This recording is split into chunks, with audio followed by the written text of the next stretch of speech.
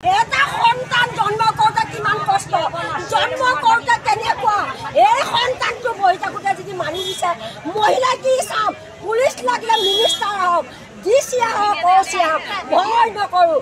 মহিলা জিন্দাবাদ, মহিলা জিন্দাবাদ।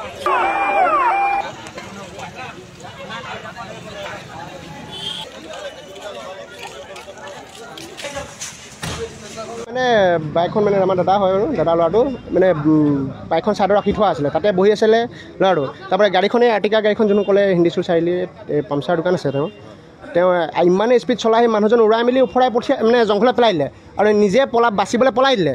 তাৰপৰা ধৰি কৰি আনিলোঁ। তাৰপৰা তেওঁ যি কি নহওক বোলো এক্সিডেণ্ট কৰিলে, বোলে বাইকখনে পলাইছে, মানুহটো আছে বুলি গমেই নাপায়, সিহঁতিও কোৱা নাই এক্সিডেণ্ট হ'ল বুলি। মানুহ এটা আছিলে বা কোৱা নাই, ছাগলী এটা বোলে ওলাই গ'ল, সেনে ছাইডলৈ আহোঁতে বাইকখন খুন্দা মাৰি পৰি গ'ল বুলি আমি তেনেকৈ ক'লে কাৰণে আমি ধুনীয়াকৈ বহাই গৈ পানী চানী খুৱাই কৰি বহাই থৈছোঁ।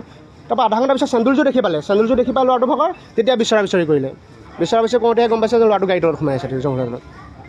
এতিয়া পৰা আনিলে আধা ঘণ্টা পিছত সিহঁতিকেইটা বহি কৰি তেতিয়া প্ৰশাসন গ'ল, তাৰপিছতে গম পাইছে যেন ল'ৰাটো সোমাই আছে বুলি তলত পৰিছে। ল'ৰাটোৰ নাম কি?